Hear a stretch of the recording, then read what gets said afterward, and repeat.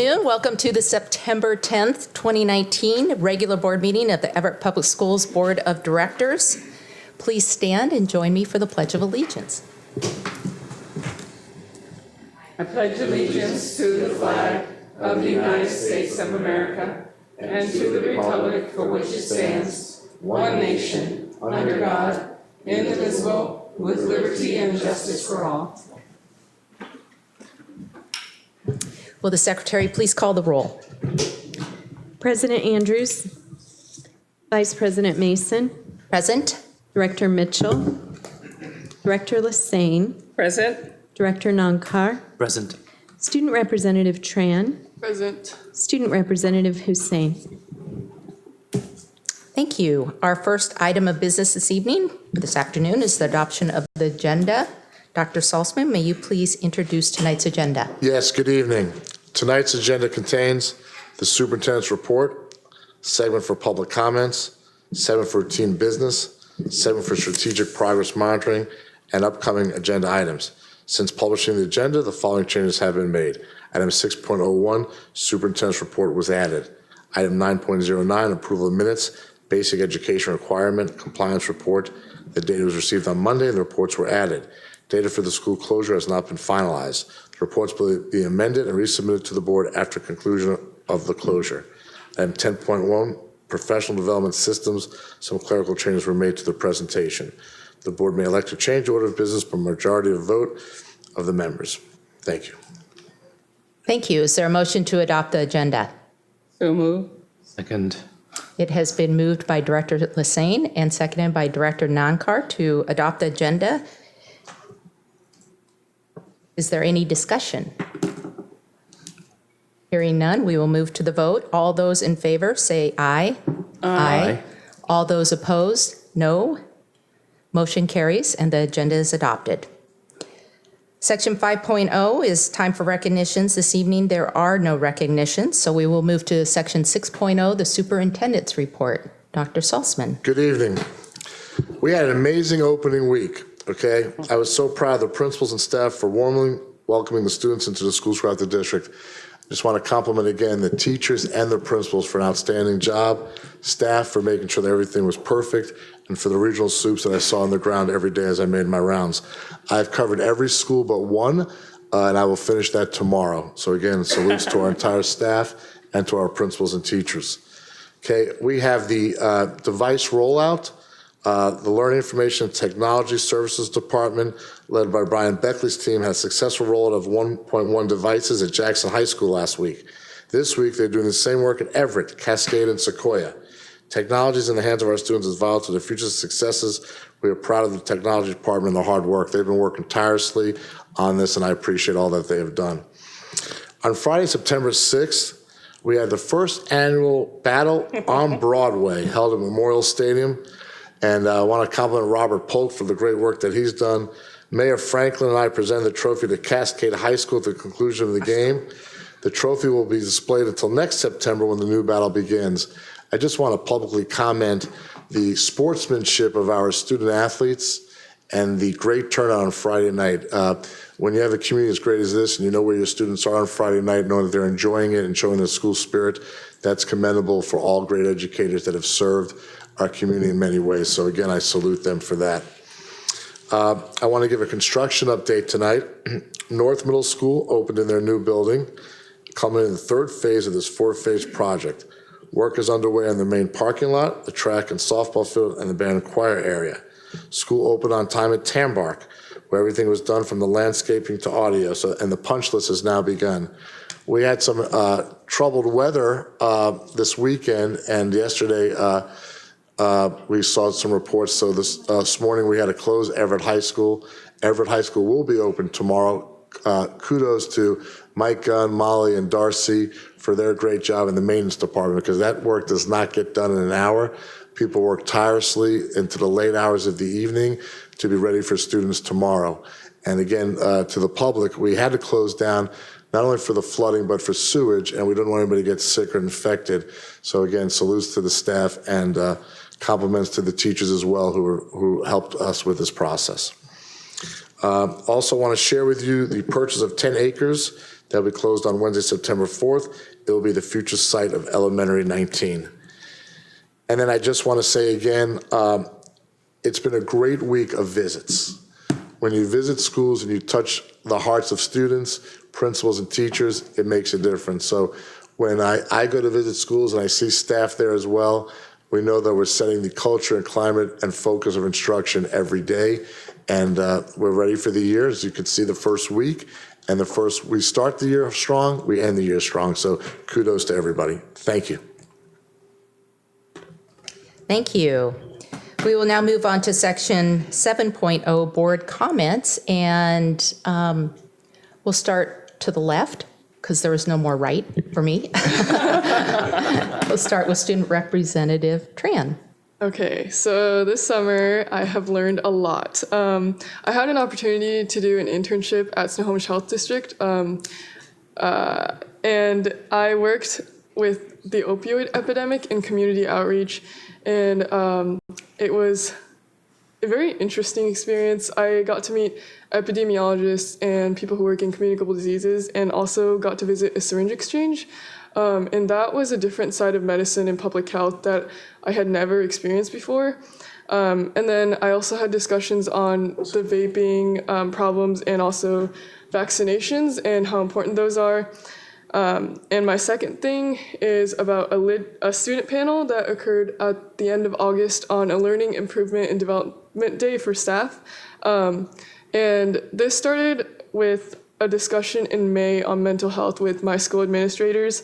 And then this phased into having a student panel, and this was the first that Cascade had ever had. And so we worked on answering, there were 6 or 7 students from various grade levels, socioeconomic and academic backgrounds. And we answered questions on student-teacher connection, improving student-teacher connection, and creating an inclusive and comfortable environment for all students in an intentional way. And these 2 experiences really showed how important communication is and how change and improvement in society and systems don't come unless you ask for change.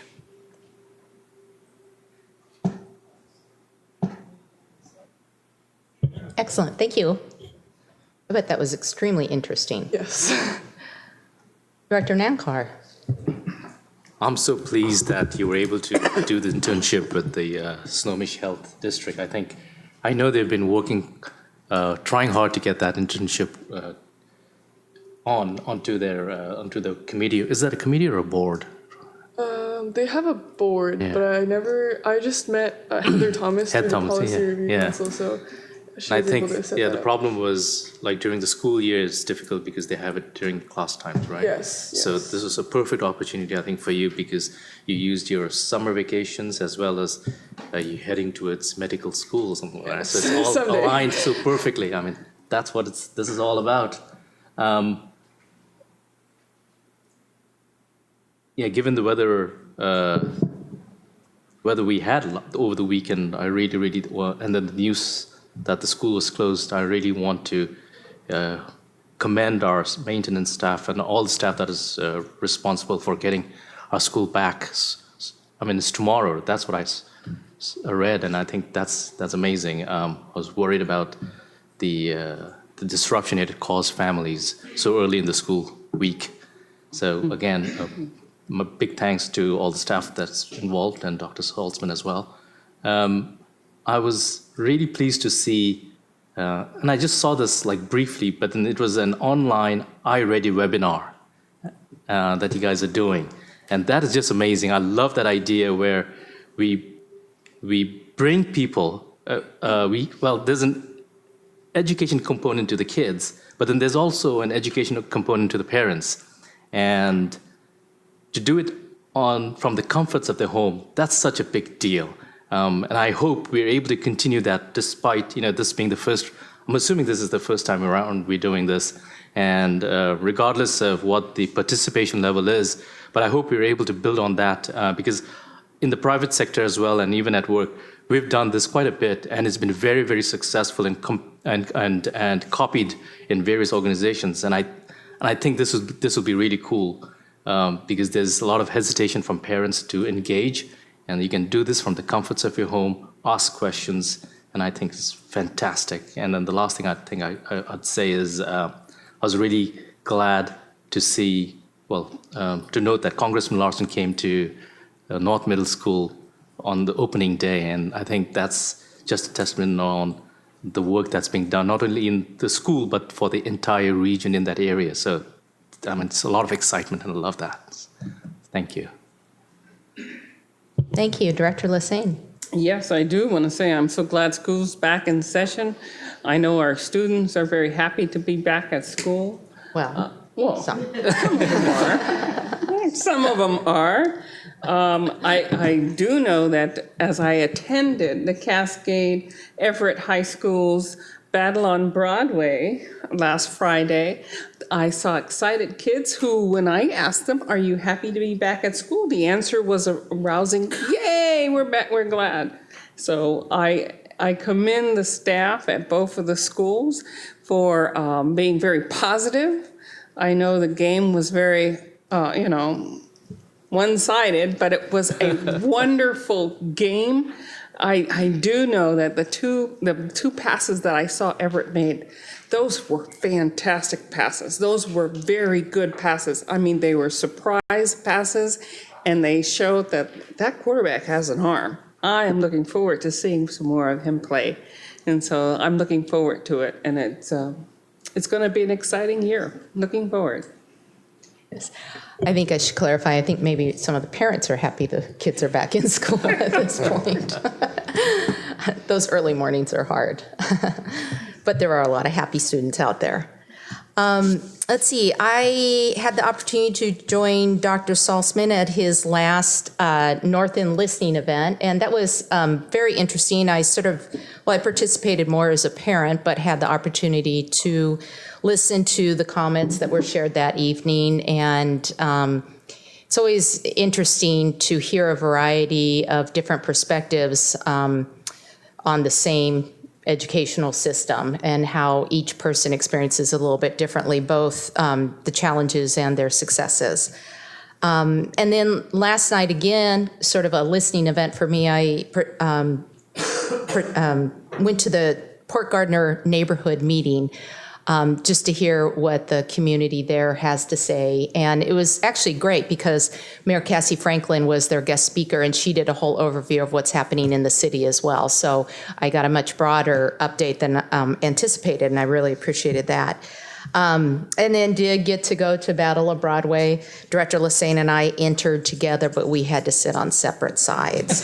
So, yeah, and then I didn't talk to her after the game either. So anyhow, I loved the energy in that stadium that night. It seemed fuller than I've seen it in a really long time. It was great weather. It was just a really fun high school football evening. It was great. And I appreciate Dr. Salzman for bringing the trophy to the game.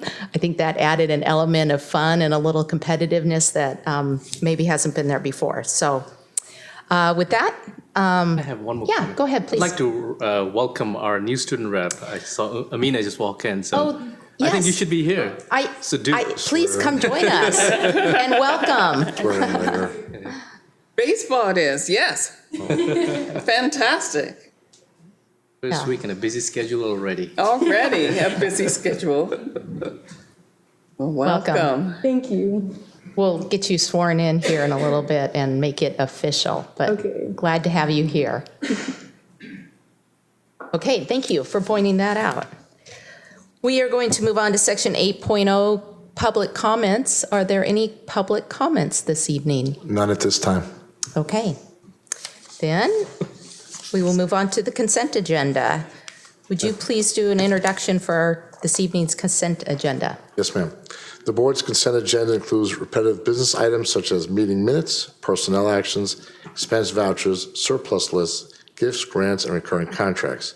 Sometimes it includes items that occur less frequently, part of a routine nature for the business. These items are usually reviewed by the board in their Friday report, 1 or more weeks before the board meeting. This gives the directors time to ask staff questions or to consider discussion about the policy implications of those items. The board votes on the consent agenda in a single motion. By its definition, a consent agenda is not debatable. In the case of this consent agenda, the superintendent's office has received no questions or comments regarding these items. Therefore, the consent agenda is presented as published for board approval.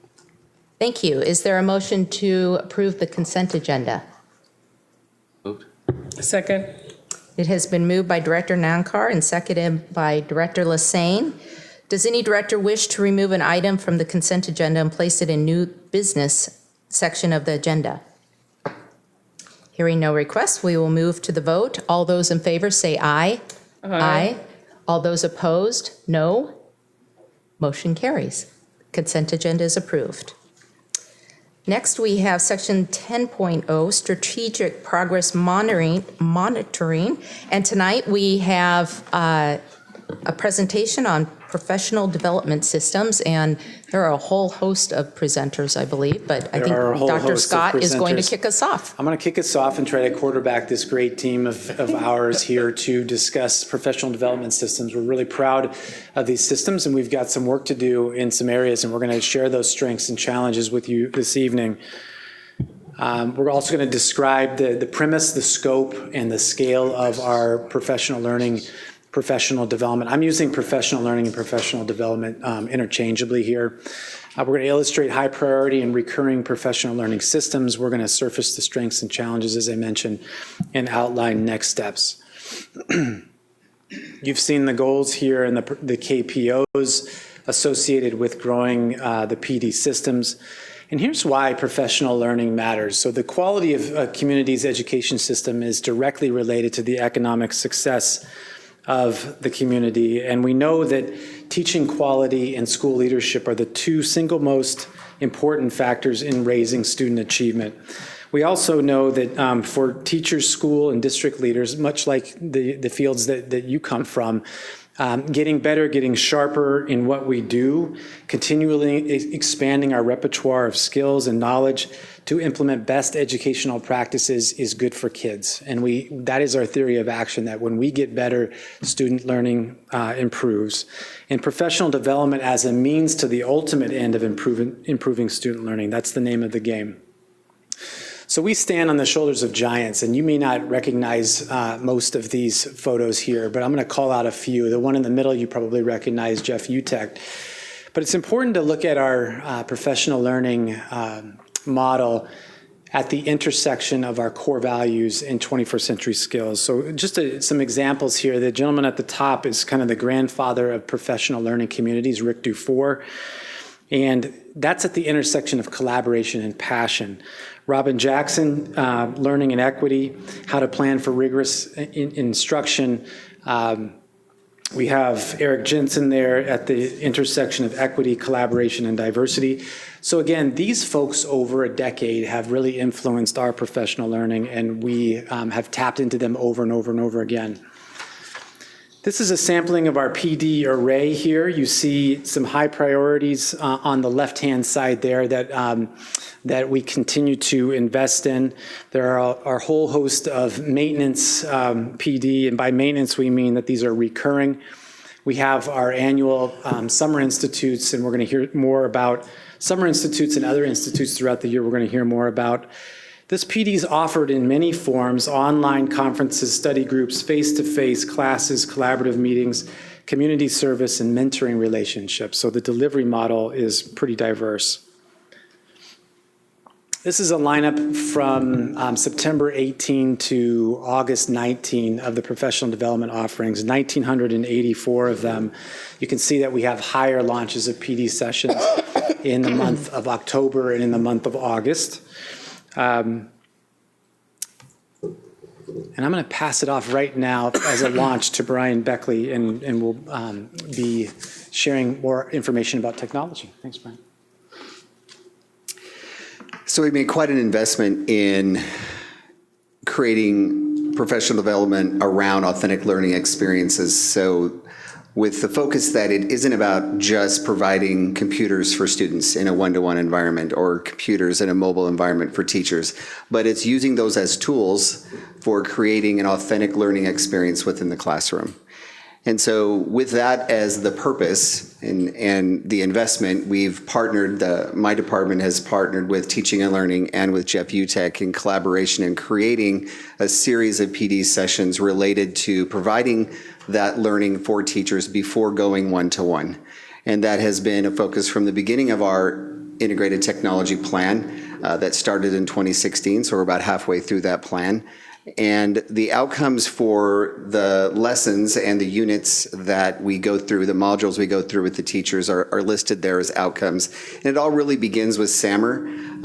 As a reminder, SAMR stands for substitution, augmentation, modification, redefinition. SAMR is a model that's designed to help educators infuse technology into the classroom. So they sort of use that model in their lesson design and in their practices. And they begin the professional learning with Jeff Utek and our team with understanding SAMR as a basis for that. Understanding what blended learning is. So it's not computer on every day, all day, every class period, but there's a blend of technology and books and lecture and all of those pieces. There's also another outcome with digital citizenship and learning in an online environment. That's a different way for students to learn and for teachers to teach. Visual literacy and evaluating what new tools and resources are out there and is it appropriate in an educational setting. We spend time with that. And the ultimate outcome through these sessions is planning a unit of instruction. So they end the year in preparation for the going one-to-one with taking a unit of instruction they already have with all they've learned, and they end that with a unit ready-made to begin the next school year. And that's one of the last pieces that we work on with them. Just for context, these are how we have broken the sessions up. So our elementary teachers are organized by grade level, secondary teachers by content. We also include librarians, counselors, specialists. Our instructional paraeducators are involved in the professional development, as well as the school administration from each of those schools. And they meet 3 times a year, so we're getting ready for the first cohort. We'll meet in October, but they meet in October, December, and February. 3 days of release time to come to the CRC and work with each other as colleagues and with our department. Looking back, we're halfway through. Cohorts 1 through 3 have already gone. You can see we've done professional development with over 1,000 employees so far, classified and certificated. Tambar Creek went one-to-one this year, so they got their condensed 3 days down into 2 days here in August. And looking ahead for cohort 4, you can see in secondary, we're in October, we'll welcome North and Gateway Middle School, as well as Madison, Penny Creek, and Woodside as they prepare to go one-to-one next year. Peter? So I'm back up again, and I wanted to mention and reinforce that the array of professional development opportunities are vetted through a professional development council, which is really a cross-section of multiple folks across the instructional, operational areas. So we just took a cross-section tonight of the high-leverage PD opportunities that we offer. We wanted to make sure that we're highlighting the high-priority ones, but by no means is this an exhaustive list. So I wanted to just mention that to you. The PD Council, the approval, the advisory and the approval group that consists of, again, classified and certificated staff, and there's a nice balance there. So positive behavior intervention and supports, or PBIS, as you might have heard it, is the purpose of these trainings, these ongoing trainings, is to optimize the learning environment by providing clear expectations across each individual school. This leads to predictable, consistent, positive, and safe outcomes. And you probably have heard through saucer participation the term Tier 1. And really what Tier 1 means is that we're talking about all schools, universal supports that serve as that baseline, those interventions that all kids get in that Tier 1. So we're happily reporting that all of our schools are well within Tier 1, establishing those practices, and 19 schools are actively moving from Tier 1 to Tier 2. And again, as a reminder, the Tier 2 pieces are moving from that all to the targeted approach with specific interventions. And that's not to lose the universal interventions, but that's, you can look at the graphic there, that those targeted approaches are layered on top of the universal approaches. Any and all schools' readiness is assessed by what we call a tiered fidelity inventory, which is a tool completed at the site level collaboratively with the PBIS teams that have been established, along with the coaches that are provided through a group that we work with called Sound Supports. We continue that work based on, and the progression based on that inventory and other observational aspects for when schools are ready to move on in adding to their repertoire again. The revamping of the Rights and Responsibilities Handbook is well underway and was loaded on our website recently. That really reflects the nature of PBIS in language, in form, and function. I mentioned Sound Supports and tailoring coaching school by school, which has been an important development and a popular one based on the demand really for additional hours coming from principals and staff on those PBIS teams for more coaching to go deeper. So that's really encouraging. We meet as a PBIS leadership team regularly with Sound Supports to receive their consultation and have a two-way communication about how to strengthen our systems and go school by school on that, much like a PLC might go student by student at their sites. And then I wanted to mention the addition of our multi-tier system of supports, or MTSS for short, and wellness director Laura Phillips as an important addition to this work. I'm going to hand it off to Dr. Matthews.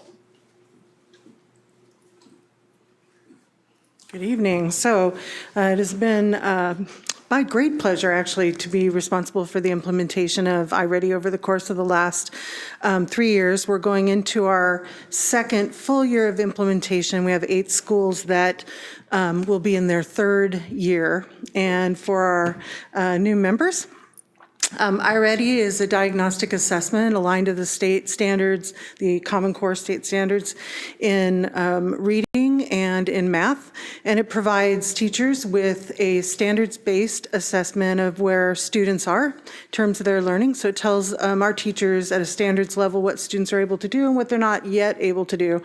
And then more importantly, it provides an online learning environment for the student, a personalized learning path that the student follows to fill in the gaps so that we can get students to standard. And you've seen my data over the years. The sooner we get students to standard, we can keep them there once they get there, but that's the hard part when students are substantially behind. So we have a pretty intensive training program that our staff goes through, and so it would be every elementary teacher, classroom teacher, and specialist, as well as administrators. When staff are new to the program, there's an initial training that's really orienting them to what iReady is and logistically how to manage the online environment. And then that's followed up after the first diagnostic with data meeting in grade level teams. This year will be facilitated by our instructional coaches, who will be trained by me and an iReady trainer. And they'll go through a protocol where they dig into the student level data to establish the type of interventions that students need. So really it's about improving student learning, improving instruction, so we can get our students to standard. So 2 data meetings, one after each of the diagnostics. We do have 2 mandatory windows, as you know, in September to October, and then again in February and March.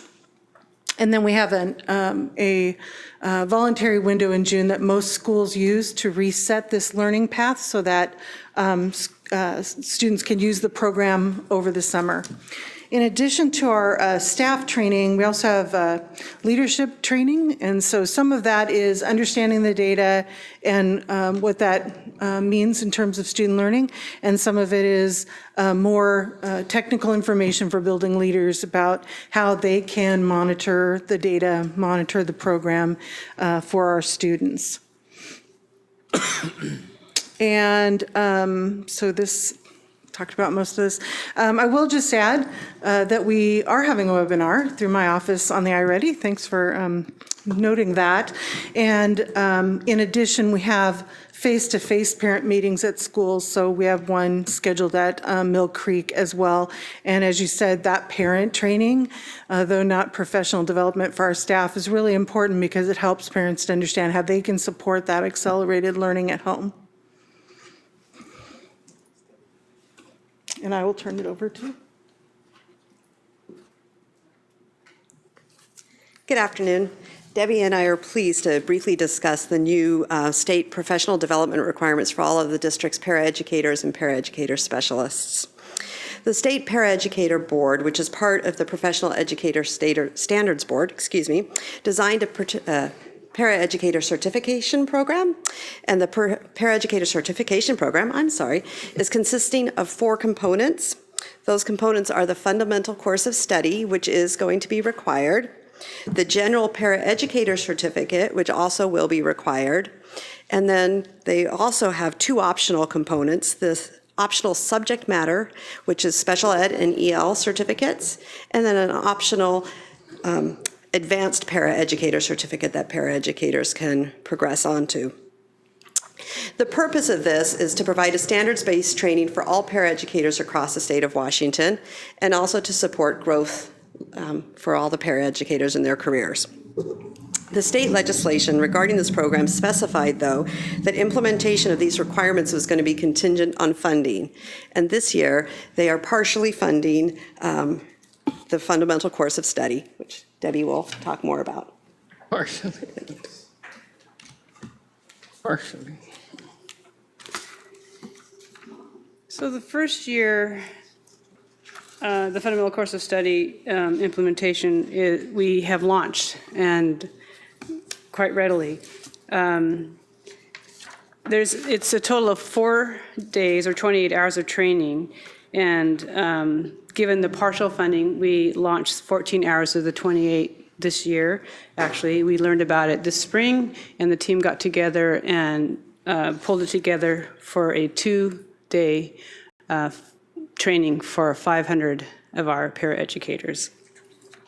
It was done in quick order. Dr. Scott and his professional development team, along with our human resources team, launched this impressive work, and I think you saw it tweeted out on Twitter, so we were pretty proud of it. And I want to take this opportunity to publicly thank Mandy Benson, the Director of Classified Human Resources, because she really was instrumental in the liaison between our association and Peter Scott and his team. So thank you, Mandy, for that work. The components of the fundamental course of study include support of educational outcomes, demonstrated professionalism and ethical practices, support of a positive and safe learning environment, and effective communication and team participation. The next steps in the process, we've already scheduled the makeup sessions that will occur October 18th, and then again January 17th. For those individuals, the small few who did not make it in the August training, and then anybody who was hired after that date. Planning for further training is underway and will continue in collaboration with Dr. Scott and the professional development team, the Para-Ed Association, and Human Resources. And while we continue to plan the full implementation of this training, we will await the legislative decision on further funding, but I don't see it going away, so we'll continue to forge ahead for the next training sessions. Dr. Lancaster?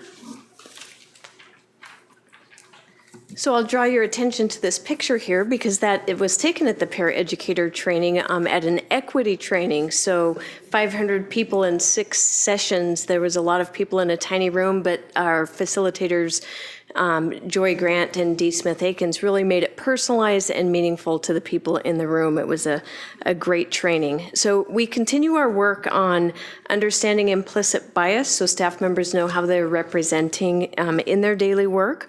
We continue to expand our culturally responsive teaching strategies.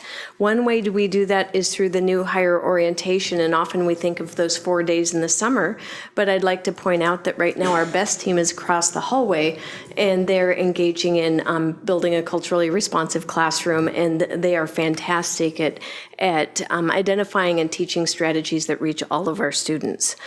We have book studies that are going, and we have also embedded our culturally responsive teaching into our TPEP strategies. It's very important. Additionally, we have equity embedded into our curriculum.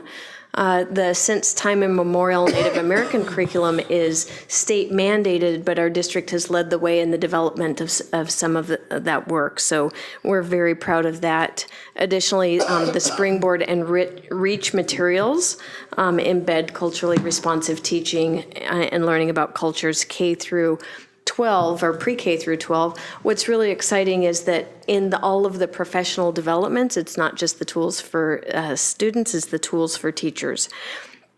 Additionally, the state has invested in the development of some cultural competency training. We are right now in the process of a few people getting that training, and after they do, they will receive modules from the state that we can spread out throughout our district. So it will give us common system modules, common definitions that we can use and roll out at each building level.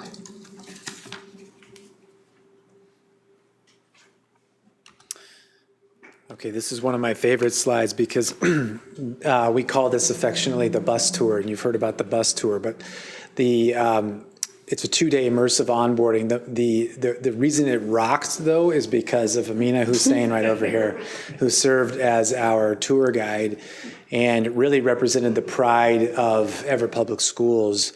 And really took her role as tour guide seriously. We learned a lot of anecdotes through the mind of a high schooler who has a unique appreciation for her community, and we really appreciate that, Amina.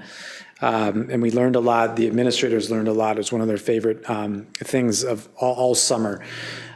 You can see the lineup there. I won't go through all of those, but it's a broad overview to ensure that the administrators are successfully inducted. This is their first day on the job, actually, first 2 days on the job, and we hit the ground running. Summer Leadership Institute. So a few weeks go by, and then we're back at it again in this year around the theme Building Reflective Leadership in the Service of Student Learning. And the content during this institute is designed to build strong through lines from how we launch the topics and focal points in this particular set of sessions that we would expect and support in subsequent learning improvement days at the site. So we would expect and support it when principals come back and do their launches at the end of August to see, again, those through lines of PD in those more local sessions. And again, see that at our second lid day on October 18th coming up. Dr. Willard. The annual Office Professionals meeting was held on August 16th. It is the parallel to the administrative trainings that we have the week prior. We're trying to make sure that all of our office managers that you see in the schools, the department office managers that you see here at the CRC have everything that they need just in time. So August is when everything launches. This is the time for them to learn about technology and systems. In particular, our frontline system has been an addition. We started recording our absences in there. They had a full training on that. We've had changes to discipline. Administrators learned about that, but our office managers also did that so that they are able to support our administrators. We had branding and communications delivered to them so they understood what it is that we'd like to see across the board. And we have a new volunteer process. And we talked about procurement and some of the details of just running the school, because we know who runs the school. We won't talk about that.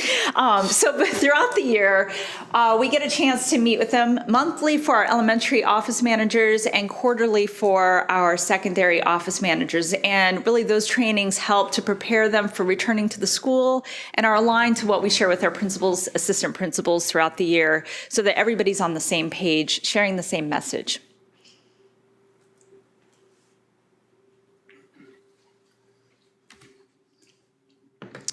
Well, the effective induction of our teachers is a critical form of professional development. that is designed to support the success of our teachers in their very first days, weeks, and months on the job.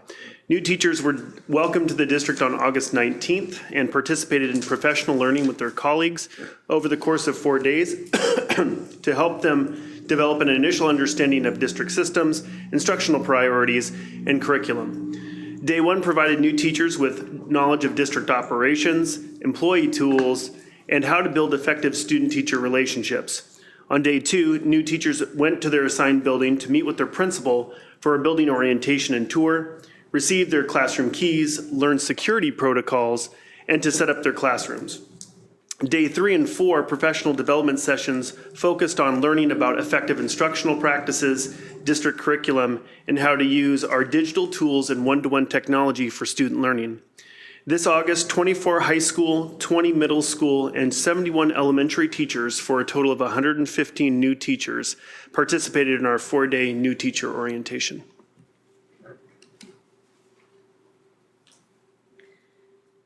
So I'm going to talk about school safety, and then Molly Ringo is going to come up and talk about district safety. Learning is our most important work, but learning can't take place unless we have a safe environment for our students to learn in. So it is the most important thing that we do. We focus on proactive planning.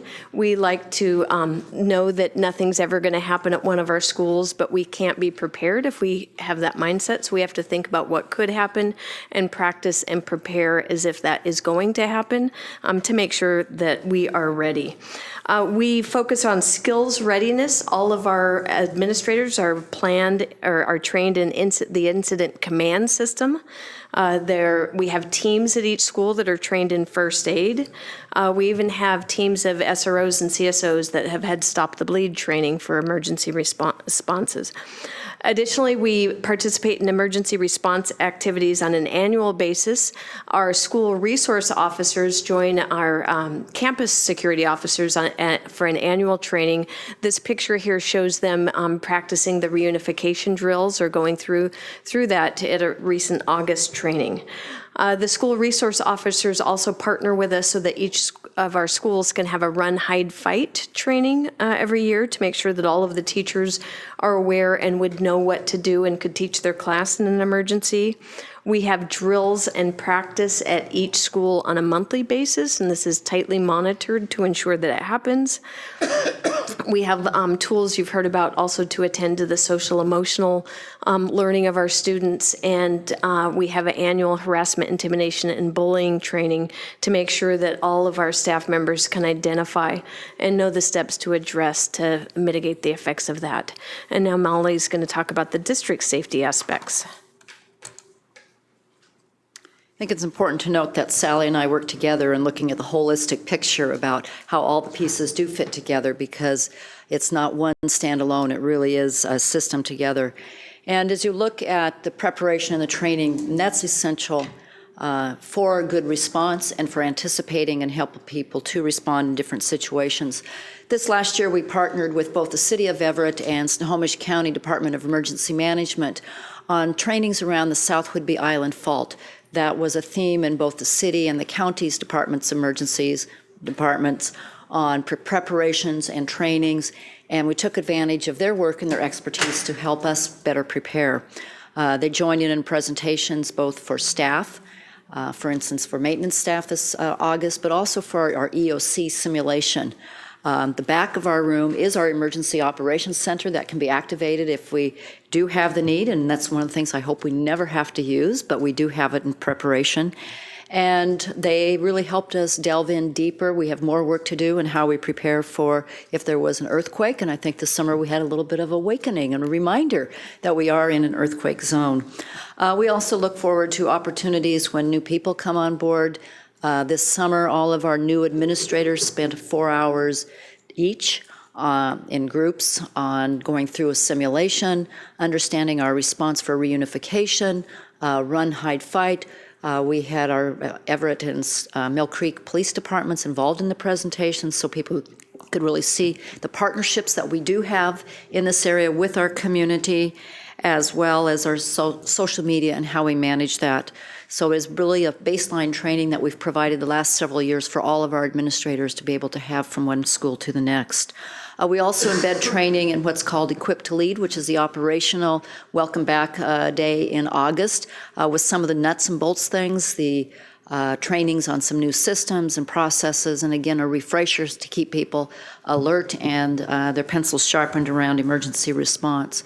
We also embedded some work in an SLT meeting with the SWIFT, again, the how to be personally prepared, not just about how to prepare during an incident, but really our roles and responsibilities and how we can personally prepare for such incidents. A year ago, we implemented something called Safety Center app, which is a communication tool, and we have spent time growing into it, learning how to use it, developing it, and we will continue to do that. But it provides a resource, a communication tool around each school's emergency plans that can be accessed remotely from a distance. District administrators can access each of the school's plans and not relying on the old traditional notebooks that were on the shelves in many schools collecting dust. So a tool that will help us further communicate and respond in an incident. And we've had Rave 911 with Snohomish 911 Center for about 4 or 5 years, which really is a foundational piece that has changed our work and response to emergencies. So continuing to grow and develop and look at opportunities to expand that use. In conjunction as a district, we've spent a lot of time and resources with improving our physical safety. The implementation of vestibules, card access at most of our schools this last year brought about a need for training. And we've provided training to different employee groups, on-site training for office staff on how to access and use and manage the system. It may look simple from the outside, but behind it are a lot of brains and a lot of technology that has to be massaged to meet each school's needs.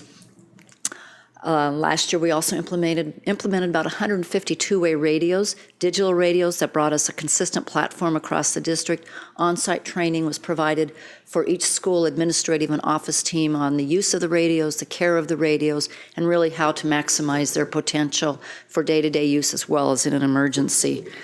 And we look for opportunities throughout the year so that if there's a response that we can respond to that. The next area that I would like to share with you around professional development is in the Maintenance and Operations Department. It's a group of about 150 employees with very, very diverse backgrounds and skill sets that they bring to the department. But you'll note that really it's the same essential values and tenets that we use for professional development with that group of employees as we do in instruction, our instructional staff and our other employee groups. We emphasize very strongly the core values, the district's mission and vision in the work so that we embed that in their professional development, the work of high-performing teams. It's essential that folks in that department as well work as a team, and I think this was really put to the test this last day and a half around how we responded to the deluge of rain that impacted particularly our North End schools, and people really did pitch in. It was very great pleasure to watch that in action. We also look at how do we expand their skill set? How do we help them continue to evolve with the evolving circumstances and changes in technology in our lives? And their world has very drastically changed for many of them about the importance and the use of technology that did not previously exist in many of their earlier careers. And then how do we look to the future and help them continue to prepare and evolve with the future? Continuous improvement, we use data like we do with student achievement and student learning about how are we doing, how do we continue to improve, and what areas can we look at our systems and use our KPI data for continuous improvement. And then customer service. Customer service is very important so that we ultimately are supporting their our primary mission of student learning and the foundation and creating the environments that can contribute to the learning success that we have as a district. We go about this professional development through a couple means, annual department meetings, bringing in people that work from anywhere from 5:30 in the morning to 11 o'clock at night. Sometimes it's a challenge to provide those individuals professional development. We don't always have the luxury for them during a work day like other groups do. We responded to the snow response from last February, that snowmageddon that you may remember. We used that for an opportunity for continuous improvement in the department. How can we do better for future responses, and what is it that we need, and how can we do it differently? Weekly crew meetings are opportunities that we embed professional development, just like staff meetings in schools. We've really focused on new employee onboarding and bringing more consistency across the employees. It's often not as a group, but as individuals when they come on board in our department. So it really takes a concerted effort to make sure that we're communicating the same messages and themes and values with those folks.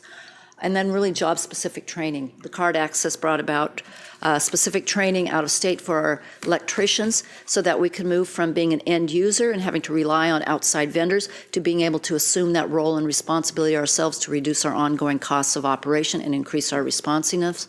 A couple other examples of some job-specific training that we have, but we look forward how we continue to keep their skills updated to be effective and responsive with that. So next, it's back to you. Just a brief touch point on new teacher support systems. I think it was Dr. Lancaster that mentioned that right as we speak, we've got our beginning educator facilitators, the dream team, the best team. They've got the best acronym for their group, clearly, but they help us lead onboarding on the teacher evaluation system. And the way we've structured this is to make sure that it's highly interactive and that it's side by side with your evaluator so that you're learning the core tenets of the Danielson framework against the state 8 criteria on which they'll be evaluated. So this is a fun way from September to January to unpack how it is, what it is that you'll be evaluated on, against what criteria, and how you're going to be evaluated. So it sort of demystifies the process, and you're sitting right alongside, again, your administrator, learning, asking questions, and we found that to be quite effective, and we'll continue that model in the upcoming year. Dr. Riley Black.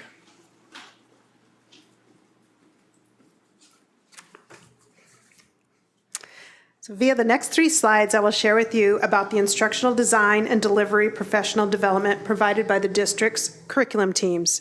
Each spring, you see us standing up here as we present to you recommendations for instructional materials adoptions. And at the conclusions of these presentations, we briefly share with you that we have a professional development plan in support of the recommended new adoptions. Today, I will share more detail regarding these professional developments. Over the 2019-20 school year and summer 2019, we provided professional development for 2 waves of instructional material adoptions, from the 2018-19 school year adoptions and the 2019-20 school year adoptions. I'll touch on those a little bit more as we move through these slides. Over the summer, after an adoption process draws to a close, district curriculum directors and facilitators, in partnership with teachers, begin working on a suite of resources which contextualize the instructional materials to our district. These resources include instructional maps, which link the instructional materials to our state standards, learning targets, our 21st century skills, tech integration, and provide suggested instructional calendars or pacing guides. The resources also include strategies for impactful instruction, such as culturally responsive strategies and strategies for differentiating learning. And the resources include assessments, including those assessments embedded in the instructional materials, the state's interim block assessments, as well as district-developed assessments. All of these resources are compiled on the district's curriculum portal. Historically, the curriculum portal has been located on the district's DocuShare platform, but this year, teachers and administrators can have access to all of these resources via the district's Canvas platform. Canvas is a wonderful virtual location for our teachers to access and learn about resources, as well as to collaborate in enhancing our courses. The summer directly after an adoption, teachers engage in initial use professional development. To accommodate teachers' summer schedules, this professional development typically is offered at the beginning of the summer and repeated again at the end of the summer. Initial use professional development provides teachers with an overarching introduction to the materials, backward design of instructional maps and course development, and in some cases, the course content, new course content. This past summer, we provided initial use professional development for psychology, French, AP Art, and grade 10 science. Initial use professional development is typically facilitated face-to-face in a workshop setting and facilitated by a vendor and/or district staff. The school year after initial use professional development, teachers engage in year one professional development. I like to reference this professional development as just-in-time professional development, as it is paced throughout the school year, providing effective use of the instructional materials, use of the resources provided in the prior slide, as well as continued development of these resources. Last school year, we provided year one professional development for grade 9 science, middle school math, and grades 8 through 12 Spanish. Year one professional development has traditionally been offered face-to-face, workshop-style setting, but last year we explored the offering of professional development also via the online Zoom platform, allowing for flexibility in teachers' participation. The year one professional development typically is facilitated by district staff, but also can be supported by vendors and contractors. Based on teachers' needs, following the initial use and year one professional development, the district curriculum team continues to provide support as needed. Dr. Scott. This is the home stretch here. I'm going to lead us in a conversation on strengths, challenge areas, lands of opportunity, and next steps. So we hope that you've been able to see the comprehensive nature of the offerings across every department and system. And as I mentioned before, it wasn't an exhaustive list, but we could have talked about finance and operations, food service, transportation. The idea that we have a range of instructional and operational sessions across the board, and that they are articulated and aligned. Molly mentioned a few examples where the same core tenets of an instructional session might show up in a parallel fashion in a meeting with custodians, right? So a couple of examples there are customer service strategies, and the like. So the theory of action on the right-hand side, and I won't read all of it, but just to summarize, really guides our work. And that is, if we continue to strengthen the skills and knowledge of our staff, we improve the conditions of learning and improve instructional skills across the system, then we believe student learning will increase and achievement gaps will close. And that's the ultimate the ultimate why, so to speak, the capital W why. Ongoing challenges.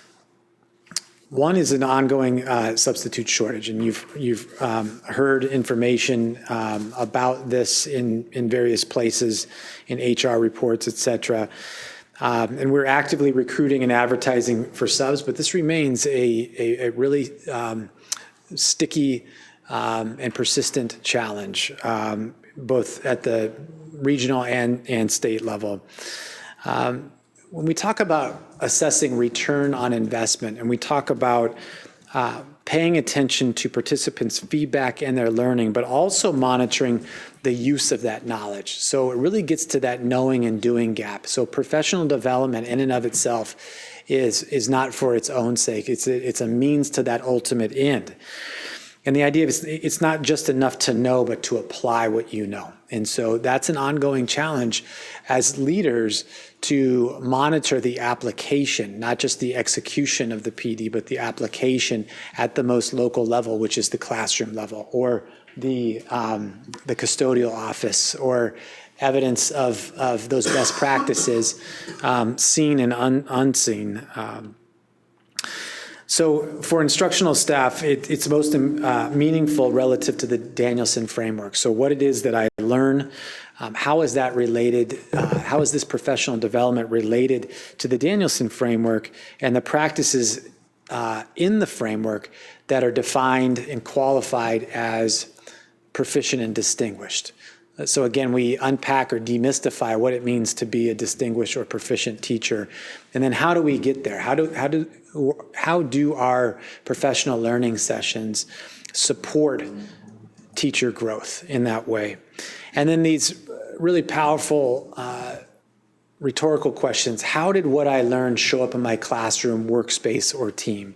And how did it ultimately contribute to improving student learning outcomes? Those should be our North Star questions over and over again. And the last thing we say as we conclude PD sessions is a challenge. And we do. We offer, we elicit feedback about how is it that what you learn is going to show up. But that feedback loop closing between teacher and evaluator and support personnel is really, really important. And it's an ongoing challenge. It's a land of opportunity in many senses.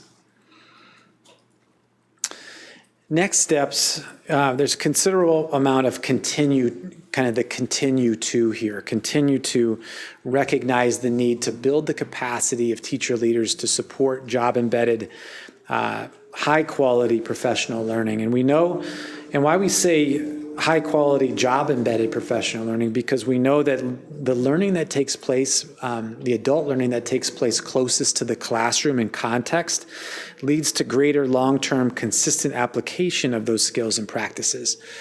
We've seen that time and again. And then it's preserving and protecting those high-priority professional learning pieces that you heard vignettes of tonight, ensuring that the budget is there, that the calendar is there and preserved to support.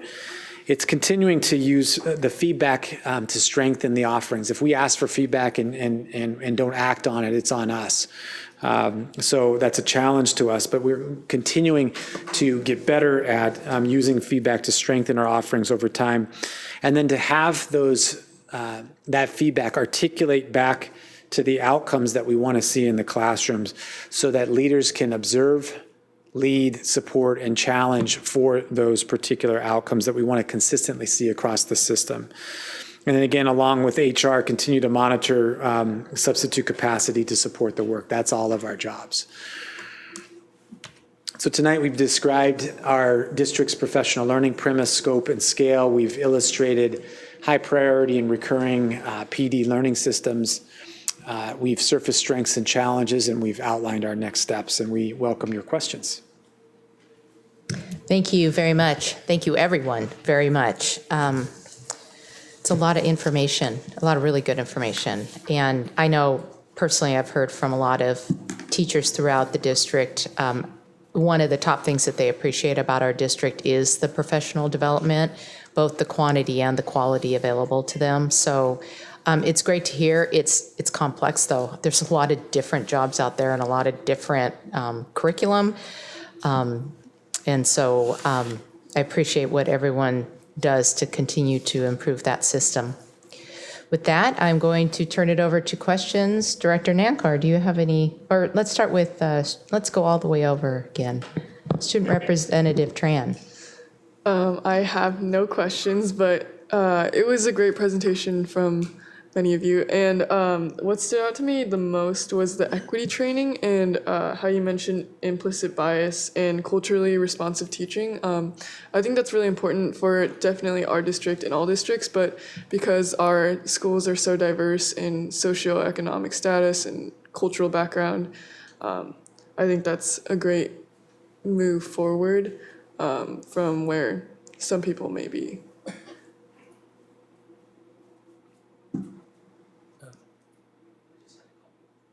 Can you grab your microphone, pull it down a little bit? Thank you. I'm looking down here. On the iReady, I thought there was a reference to a 2-hour training session.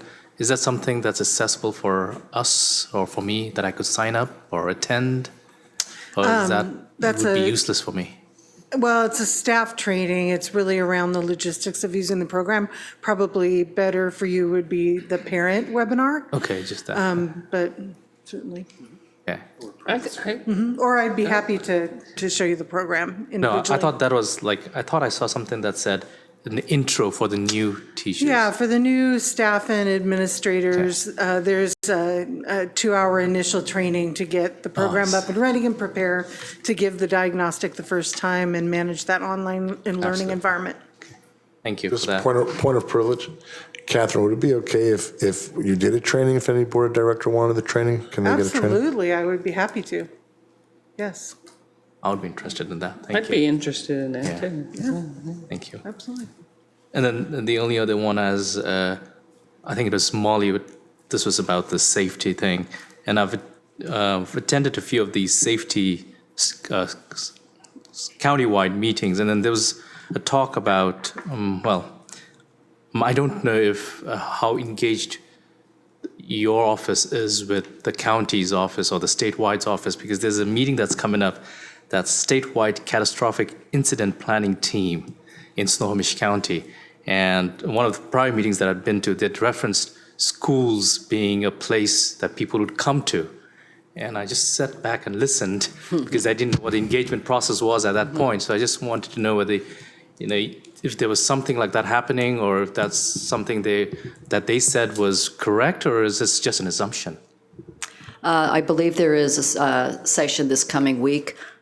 We work very closely with both the city and the county. The city of Everett, Mill Creek doesn't really have depth of resources, but both the county and the city, they've worked with us in helping to provide trainings, consultations.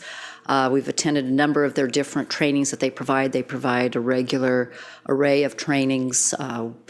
Larry Fleckenstein and I took a couple of years ago a group for a large event. So thinking about Saturday night's game at Husky Stadium, that brought back some memories about that training and preparing for exact events like that. So we look for lots of opportunities. We try to take kind of bites of the apple. There's a lot that you can absorb with it, but we do take advantage, and I appreciate the support that we have from both of those agencies. Director Lassane? Yes, very informative. I really enjoy the discussion on professional development, because I'm one that believes that the more offerings that you have and cater to the needs that you have in your district for professional development, not only builds our staff up, but it will eventually touch every student. And so it's very important to continue to keep that moving. So thank you so much. My question is on PBIS. When we talk about the 19 schools sustaining Tier 1, moving into Tier 2, are most of those, not all of them I know, but most of them elementary school and middle school, or do we continue to engage the high school in that type of? We engage all schools K-12. Is your question about which of the 19 schools are progressing? Yes. There are representatives from every level progressing. I don't have that list in front of me to look at, of the 8 schools that aren't on that list that are solidly in. We can confidently say that all schools are solidly in Tier 1 progress. Okay. The 19 schools there have used that inventory there to continue to move to identify and sharpen their Tier 2 or their more focused interventions. And when we talk about sound support, tailoring, coaching on a school-by-school basis, are we getting the requests from principals on the coaching that's necessary in their particular school, and then we're providing the professional development based on their requests? Absolutely. That's exactly the operative word, and you called it out right there, tailored, because they get a minimum amount of hours per school, and then I was mentioning the demand beyond those base hours, that depending on what it is that the school identifies as needs and how they engage their coach at the school site, there's some really, really innovative designs about what they want to do to move the work forward. That's good. Yeah. That's very, very good. Very good. And we talk about 4 days of training for our paraeducators, 500. Are those like new paraeducators, or are those just a collection of new ones that have been around for a while and we just need additional training for them on the fundamentals? Or? Mm-hmm. The state is requiring that all paraeducators that are instructional across the state receive these trainings. So it doesn't matter if they've been here 10 years or they were hired yesterday. So this is something that's ongoing every year? At this point, yes, it will depend on the legislative funding it and supporting it, but yes, it'll be ongoing every year, and every new hire will be having to attend these trainings as well. Okay, I got you. Now, are we looking at some of these paraeducators that are in these fundamental courses? Can it assist those paraeducators that may want to go into teaching? Is this something that can that is part cross of, over? Sorry. That is part of the state's interest when they're looking at a career ladder for the paraeducators. In fact, when they, their goal is that once they start receiving their certificates as part of this bigger program, that they'll be able to work almost as an emergency substitute as a teacher and then be able to go forth through that. And so they're looking at what can transfer, but that is one of their goals. But right now, these fundamental course of study courses are not transferable at this point to teaching programs. it would be nice to allow the classes that we teach to at least cross over and give them credit, so that those that want to go into education, we can at least allow that to happen and they can stay here. I agree. We would love to grow our own. I agree. And I won't mention, but Hannah did, the implicit bias training, and I think that's fantastic, and we need to continue that. I remember a couple years ago, we had that training with, I don't remember her name. She came in and she did an awesome job, and we need to continue that one. 115 new teachers this year. Fantastic. That's really quite well. I appreciate that. That's good. When we start, Molly, I don't know if Molly's still here. When we talk about the Safety Center app, is that something that will provide you with sketches and detailed information in each school and give you information of how they regard safety? I mean, wouldn't that be something we would not want in certain individuals' hands? Access is limited and controlled. It's not an open access app. You have to be given the permissions through the district. My office manages the permissions, so it is limited to certain staff members. At this point, it is not readily available for the public to access, so it does have our emergency plans and maps and so forth. But it's a lot more accessible than the notebook that maybe is away from where you're at currently, that's on the shelf that's collected 2 inches of dust maybe. Yeah, and has never been so that opened. accessibility, we're here, there's an incident, let's just say it is at Tambart Creek, we could pull that information up, or whatever school it is, or if we have multiple schools, and multiple people can do that. So, how difficult was it to get something like that? That's fantastic, having it at your fingertips. it wasn't difficult, it's the implementation, and we implemented it not knowing that we were going to be implementing card access at the same time. So we're growing into the Safety Center app just like we're growing into the card access. So two significant systems to implement simultaneously. Fantastic. Thank you. Thank you. Thank you very much. I had a question for Mr. Beckley just regarding the professional development. So we have our trainings, and I'm thinking more for teachers. What happens once they go back to their classrooms for the year? Well, that is a great question, and that's one of the focuses of the instructional technology facilitators is the follow-up once they're in the classroom and the computers arrive. Now it's like real. So the actualization of their PD. So the coaching of the tech facilitator, also the LMS team in partnership, partners with the teachers in teams and in working through the different tools that they want to try to implement, or planning of a unit of instruction, modeling lessons, all those sorts of things are included in that. How many, remind me because it kind of went back and forth in the budget, how many tech facilitators do we have? So each high school has one on site for the three large comprehensive high schools. Sequoia shares an LMS team member with some of the elementary schools, so it's kind of a partial. And then we have one technology facilitator that goes between the three middle schools. So Kamlyn Tafa is She used to be at Everett High School, Yeah. for example, and now she's at the middle schools this year. So she'll support the one-to-one middle schools this year. Do those individuals go to every classroom and sort of check in, or are they more responsive to teacher requests? It really depends on the school site and their preference. The idea is that they're not really located centrally, like in an office and sitting there. So it really depends on. It looks different at every high school, at every site. So they make themselves very available. They have a public calendar that teachers can sign up for to make appointments for. But they make themselves readily available in whatever sort of fashion. And then if they're not busy, they insert themselves, but they go visit those teachers, touch base with the ones that they haven't had a chance to connect with, but make sure that they're available as much as they can, that their calendar allows. So it depends on both ways, and it depends on where the school is in the year of implementation. So like Everett High School looks a lot different than, let's say, Jackson High School, which is a year newer. Have you studied models for that in other districts, how they handle that, or is it? Well, to be honest, not a lot of districts have they do the training, and not a lot of districts have the follow-up technology facilitator that's on site, as sort of been our model.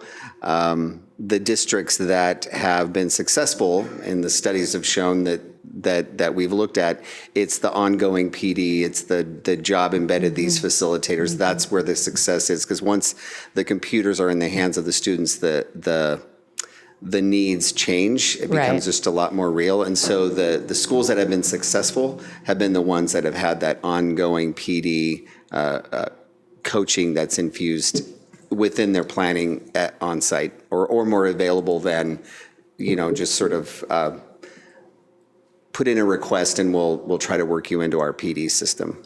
Yeah, I guess I asked these questions just thinking back to our summer workshop and listening to some of the students, and the variety of integration even within a school in terms of the use of technology, and those that are perhaps struggling and need more assistance, and whether they're actually reaching out or whether they kind of go it on their own.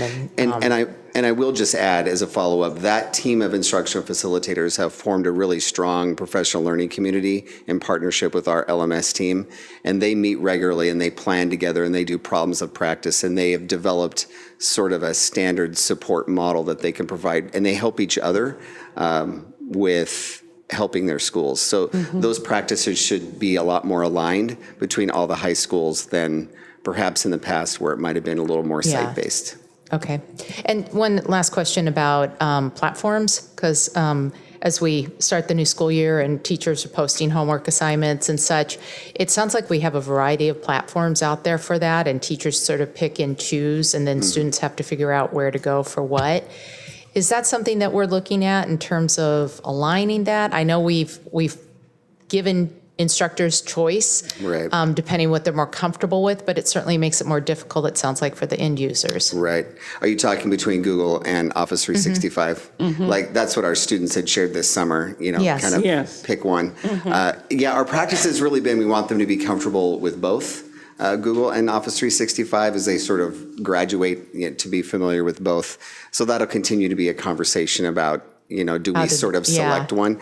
I will say we really encourage the use of and the platform of our learning management shell of Canvas. And Canvas, Google and Office 365 operate in Canvas the same way. So you could have a teacher using Google Classroom, which is what they're comfortable with, but if they use the Canvas shell, they can still do that, and their students would just use Canvas. And it would, and that's sort of the direction. Then we continue to see the usage increase, and what the teachers are developing increases, and the PD increases. So that I think will help a lot in that platform discussion that the students had talked about this summer. Yeah, I can see the value in having them understand both platforms, and at the same time, my guess is that, if you work for a particular business, they pick the platform and that's what you use. Right. So I'm trying to think, how we can simplify it for the students, because they have enough complexities figuring it out as it is. That's why their input is so valuable. And we have students on our Technology Advisory Council that give us great input on their experience in the classroom and how we can simplify it. Yeah, great, thank you. As a follow-up to that question, are we looking at what teachers are actually using and giving, identifying, is it 10%, 30% are using one or the other, and 40% are using one or the other?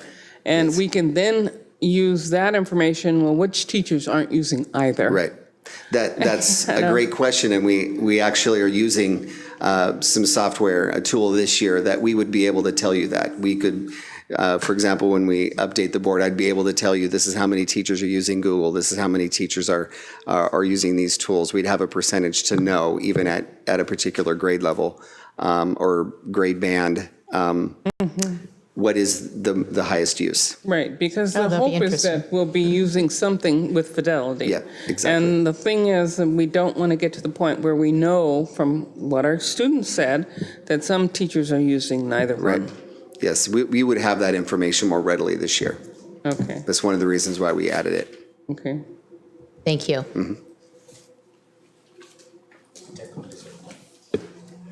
No further questions?